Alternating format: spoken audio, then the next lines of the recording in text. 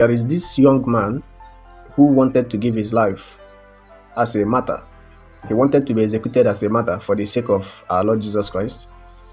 He was a religious. Religious are those who live in a religious community as reverend fathers, reverend sisters, reverend brothers, monks, and so on. So he was one of them. He was begging the superior to pray for him that he wants to be a martyr, that he wants to be executed for the sake of the Lord. He wants to give his life for the sake of the Lord. And the superior was begging him, trying to explain to him that it is better to be martyred many times than to be martyred once. I don't want to use the word because of Facebook. Now, it is better to be executed many times in your daily activities. When you say the truth, even when you know you will lose something very important to you, you are giving your life already. When you force yourself not to do some evil things you wanted to do, it is part of the martyrdom. This is what the superior was trying to explain to him, that it is better to give your life in sacrificing the pleasures you were supposed to have than to give your life once.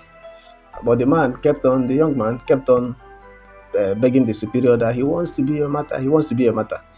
So one day, some armed robbers were camping in a bush near their monastery, and the superior called him, and he came and he asked him, "I thought you said you want to give your life, you want to be a martyr."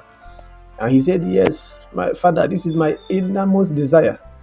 And the superior said, "Okay, there are these armed robbers in the bush nearby, so I want you to go there and fetch firewood so that they will take your life."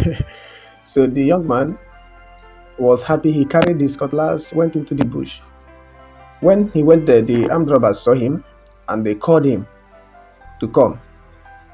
When he came closer, they asked him, "What are you doing here?" He said he want to fetch firewood. And they were like, "So you didn't know we were here?"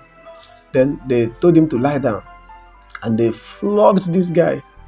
They flogged him until his whole body was lacerated. He started crying, begging them, "Please forgive me, I'm a religious, please." And he was now begging them that he doesn't want to die again.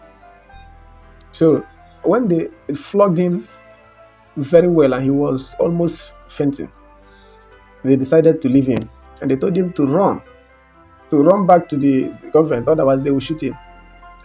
He ran into the convent and fell in front of the superior and was crying, begging him to forgive. "Father, forgive me, I don't know that it is this painful to give my life to Jesus."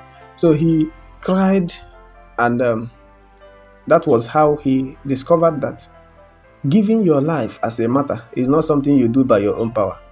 If you listen to what happens to the early martyrs, how terribly they were executed, you will discover that they endured pains that human beings cannot endure ordinarily, insisting on one thing.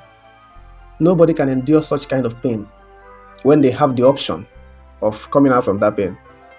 So these men and women who we regard as martyrs today endured terrible pains just to prove the love they have for Jesus Christ. So, and you cannot be a martyr once if you have not been martyred many times. You have to allow the flesh to be crucified. That is only when you can be a martyr. But when you are feeding your flesh so much, you want to take pleasure in the world, you are going to places where there are pleasure, you are involving yourself in a lot of things, living a very worldly life. When the time of martyrdom comes, you cannot endure it. These men, before their martyrdom, they already dealt with themselves in mortification. When I was reading about St. Macarius stayed for 60 years, surviving on a little bread and water every day. And there are many saints who fasted for days. Like, people survived days. Some of them survived on Holy Communion for days, and so on. These are people who can give their lives in martyrdom. Not those of us who are eating 3 square meal, going to wherever you want to go to, doing whatever you want to do. So this can be an encouragement to all who are watching. Make sure you are giving your life every day. gradually. Don't wait for the time when the Antichrist will ask you, deny Jesus, or I will take your life. And then you say, no, I will not deny him. You will deny him. But if you have learned to give your life every day, daily martyrdom, before then, you might have gathered the grace to insist, to stand firm on your faith. Thank you for watching. And if you like the video, follow the page to stick around. Share, like, and comment.